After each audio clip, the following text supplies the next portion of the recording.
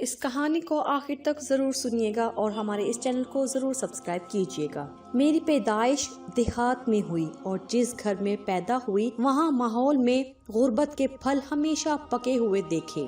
زرعی زمین جو وراثت میں والد صاحب کو ملی وہ 4 ایکڑ تھی۔ ہم 7 بہن بھائی تھے جس میں مجھے ملا کر کل 3 بہنیں اور 4 بھائی تھے۔ غربت نے ذہن کو بھی مفلوج کیا اور شعور کے شہر سے بہت دور سب بستے تھے۔ ماں کے بارے میں یہ کہوں کہ ایک اللہ لوگ تھی تو بے جانا ہوگا۔ محرومیوں کا بوجھ ہمیشہ جسمانی مار پیٹ کی صورت میں جھیلا، لیکن نہ کبھی والد سے لڑی اور نہ گھر چھوڑنے کی دھمکی دی۔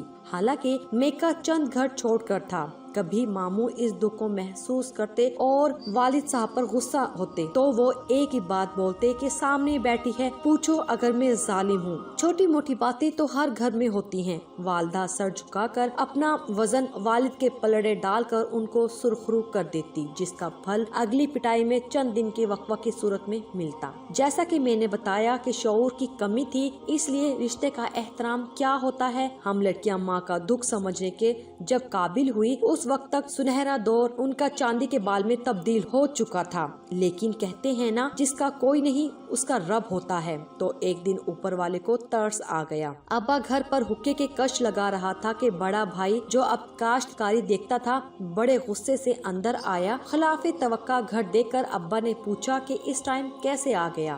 ماں سہم گئی اور کہنے لگی کہ کھانا لیٹ ہو گیا، آج ٹانگ میں شدید درد تھا تو سوچا تھا کہ اسکول سے چھوٹا آ جاتا تو اس کے ہاتھ بھجوا دیتی۔ بھائی نے وہاں سے ہی جوتی کا نشانہ لگایا جو ماں کی پسلی میں جا لگا۔ ماں درد سے کرہ اٹھی۔ اس لمحے ابا چلائے، اوئے حرامی تیری یہ مجال! اندر سے درانتی کھینچی وہ تو ہم بہنیں چیخی چلائی۔ ماں اپنا درد بھول کر بیچ میں آ گئی تو معاملہ رفع دفع ہوا۔ آس پڑوس کے گھر سے بھی آنکھیں جھانکنے لگی۔ عورت کی آواز کا چیخنا تو معمول تھا، لیکن مردوں کا شور پہلی دفعہ برپا ہوا تو متجسس چہرے اور آنکھیں سوال کرتی نظر آئی۔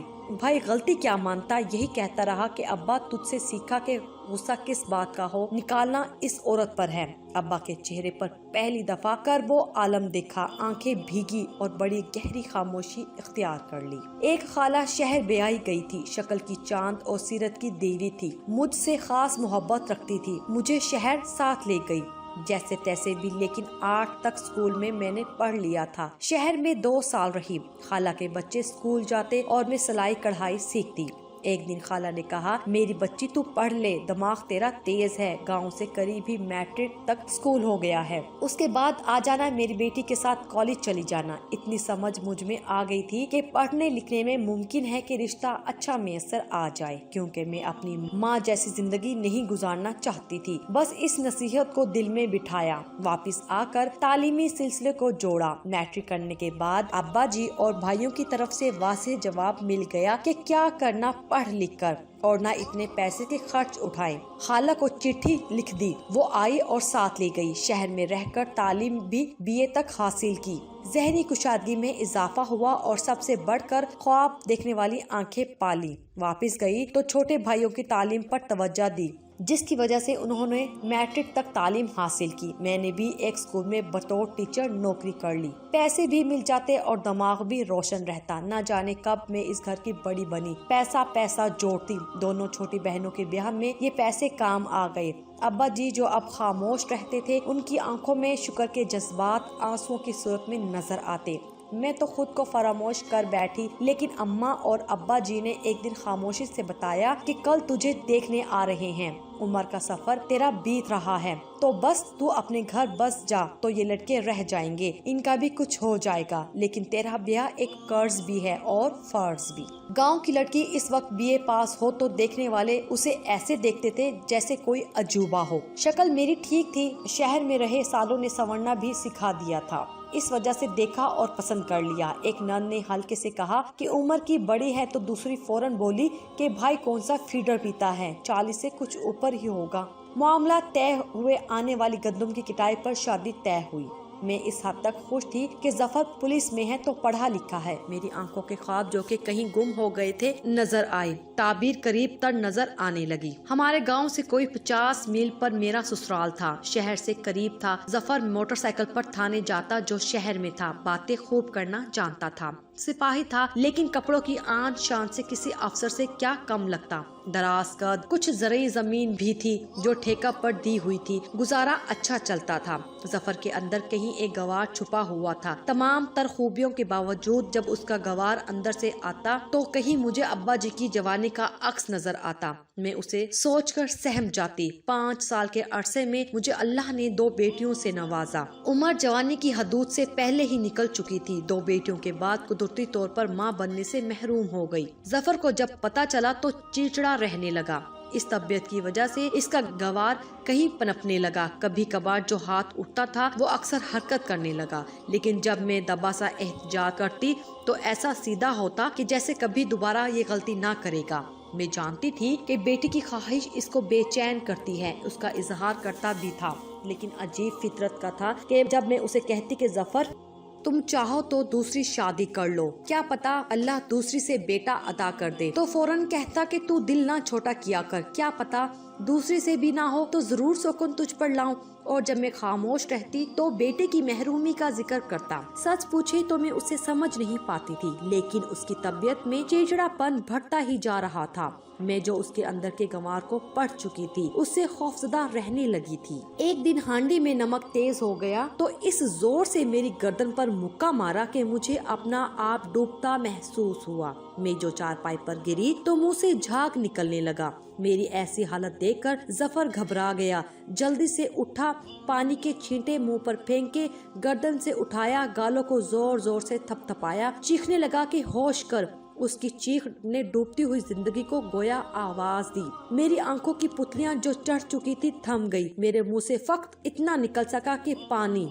जफर ने जल्दी से पानी पिलाया। पानी अंदर गया और सांस बहाल हुई तो जैसे जफर की जान में जान आई। इस दिन तो मैं बच गई, लेकिन आने वाले दिनों में गर्दन पर लगा मुक्का मेरी तबाही का सबब बन गया। शुरू में मुझे चलने में दुश्वारी महसूस होती और आहिस्ता आहिस्ता मुझे अपना तवाज़न कायम करने में मुश्किल पेश आने लगी। इस वाक़ये के बाद अगरचे मैं बच गई, लेकिन जफर के अंदर छुपे गवार की मौत वाक़या हो गई। उसने बड़ी दिलजोई के साथ हाथ जोड़कर माफी मांगी। इलाज में कसर न उठा रखी, लेकिन मेरी हालत बदतर होती चली गई। आखिरकार बात न्यूरो सर्जन तक चली गई। सीटी स्कैन करवाए तो वजह पता लगी कि हराम मग़ज़ पर लगी चोट से जहन और जिस्म का बाहमी राब्ता निज़ाम कमजोर हो चुका है और आने वाले दिनों में ये मुकम्मल नाकारा हो सकता है, जिससे मुकम्मल जिस्म बेहिस हो जाएगा। उस दिन जफर ने घर आकर पैर पकड़कर माफी मांगी, तड़पा, रोया, चिल्लाया, लेकिन ये सब बेसुध था। मैं माजूर होकर चारपाई पर पड़ गई। बच्चियां छोटी थी, कैसे संभालती। मेरी माँ अपनी बूढ़ी हड्डियों का बोझ उठाए मुझे संभालने आ गई। साल भर गुजरा तो एक दिन अब्बा जी मेरा पता लेने पहुँचे। हम तीनों ने एक फैसला किया। रात जफर जब ड्यूटी से वापस आया तो अब्बा जी ने उसे कहा कि जफर, हमने ये फैसला किया है कि तू दूसरी शादी कर ले,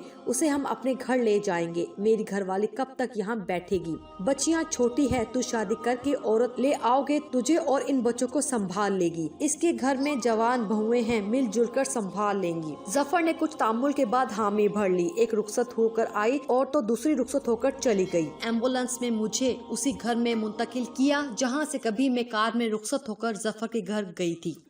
जिंदगी भागती थी, लेकिन मेरे लिए रेंगने लगी। 2 भाभियां दिन को देखती और रात को माँ। जफर हफ्ते में एक दिन बच्चों के साथ आता और कभी कभार मेरी सोकन को ले आता। हर दफा माफी मांगता और मैं खामोश हो जाती। पता नहीं क्यों वो इस बात पर इसरार ना करता कि मैं अपने मुंह से कहूँ कि मैंने उसे माफ कर दिया। मेरी जुबान से कजा कभी दिल के नहा खाने से भी उसके लिए माफी की सदा ना आती। जब भी सोकन को साथ लाता तो मैं उसकी पेट को देखती जो बढ़ता जा रहा था। इस लम्हे मुझे ऐसा महसूस होता कि मेरे जिस्म से उतरने वाला मांस मेरी सोकन के पेट में बच्चे की सूरत में मुंतकिल हो रहा है। मैं सूख कर पिंजर बन गई और मेरी सोकन 9 माह के पेट से। आखिर वो दिन आया कि जफर का बेटा पैदा हुआ। बेहद खुश था। मिठाई का टोकरा लाया, गांव भर में तकसीम किया। उस दिन मुझे यकीन हो गया कि ये बेटा मेरे गोश्त से जो मेरे बदन को छोड़ चुका उसे बना है। छिला पूरा हुआ तो जफर सोकन और बच्चे के साथ मुझे मिलने आया। सोकन ने बच्चा मेरे ऊपर लिटाकर कहा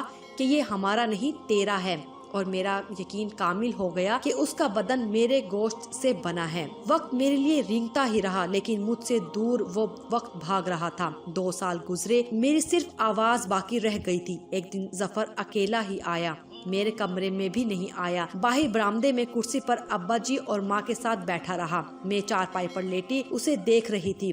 उसकी आवाज मेरे कानों में नहीं पड़ रही थी। उस दौरान 2 दफा ऐसा हुआ कि उसकी आंखें मुझसे 2-4 हुई। मैं मुंतजिर रही कि वो अंदर आएगा, लेकिन वो मुझसे मिले बगैर चला गया।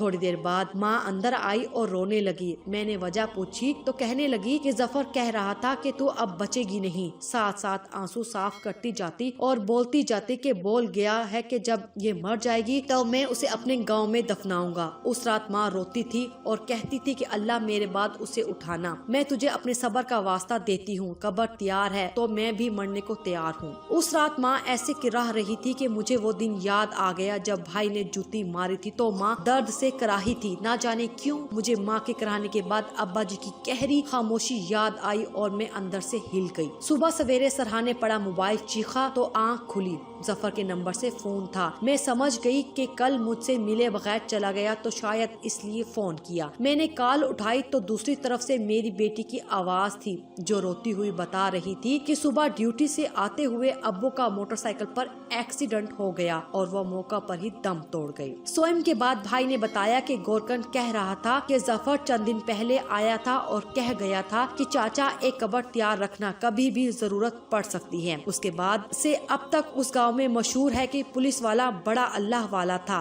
कि अपनी मौत का उसे इल्म हो गया था। मैं अब भी जिंदा हूँ। दोनों बेटियां मेरे पास आ गई और एक दिन मेरी सौकन आई और जफर का बेटा मेरी गोद में डाल गई ये कहकर कि जहां अब उसका रिश्ता हो रहा है वो लड़के को कबूल नहीं कर रहे। मेरा यकीन अब कामिल ईमान बन चुका था कि ये बच्चा मेरे गोश्त से ही बना है।